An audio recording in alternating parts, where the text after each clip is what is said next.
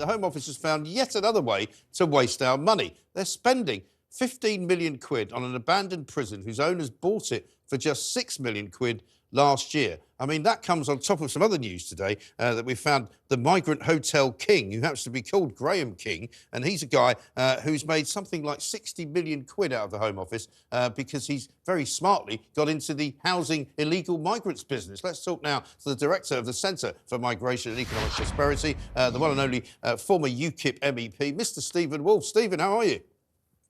I'm very well, Mike. How are you? Yeah, we're very, very good indeed here in the remade Independent Republic of Mike Graham. It's bigger, it's better, and it's more expensive, a bit like the Home Office. I mean, you and I are in the wrong business. I mean, your migration sort of study centre should be switched over and turned into some kind of hostel for migrants, and you'd be driving around in a Rolls Royce by Christmas.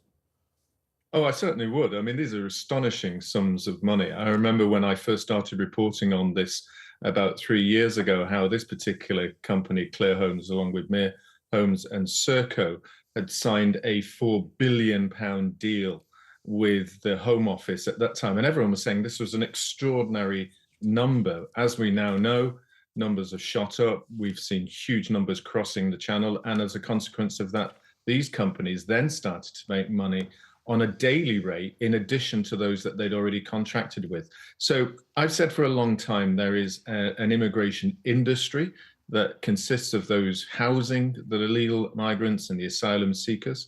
There's those charities that are making a fortune from direct government funding from central office, as well as those from local councils.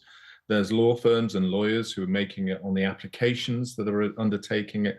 And of course, the security firms and a whole variety of people. This is just an industry that many, many people never want to see the end of. Well, exactly right, because this is what I've often been saying as well, because everyone's making money, you know, the migrant smugglers are making money, the migrants themselves are making money, the hoteliers are making money, the people putting people in hotels are making money, the people driving them to the hotels are making money. The only people getting stooped in this whole equation are the good old taxpayers of the United Kingdom.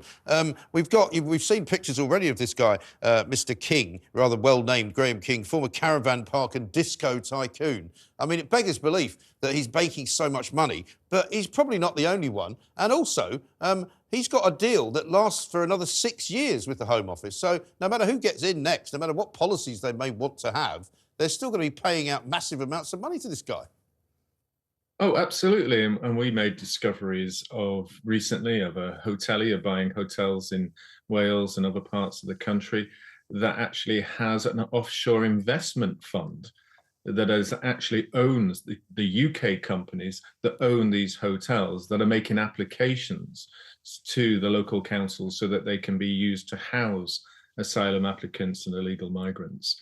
So there is plenty of money out there. And of course, whenever you get a company like that, there's lending as well. Banks will be lending to these organizations so that they could expand their hotel and property empire. They no doubt buy them on business mortgages, as it's different to a residential mortgage or a short-term loan. So again, the bankers are making money out of this. And it's extraordinary after all this time that we don't have a full report from the government. There's no checks from the Home Affairs Select Committee that identifies all the money that's cost. And every time you ask them, they say it's too expensive for us. We can't provide you with the actual costs through freedom of information unless you pay us to do the research for you. Right. It's not too expensive, though, to spend 8 million quid a day to put them in hotels. They just can't find a few thousand to actually find out where they all are. But we did a study this morning, a survey right here on talkTV with Talk Today, asking people for their view on this idea that migrant hotels are going to be closed. Nobody's quite sure how this is going to work, so that the migrants can be moved into cheaper, apparently, hotels. Has your community suffered from having one in your area? Yes, 69%. Because, you know, the Tories have told us this morning through Jonathan Gullis that, oh, well, most of these hotels are in Tory areas. I don't know where most of these hotels are, but they seem to be pretty much everywhere.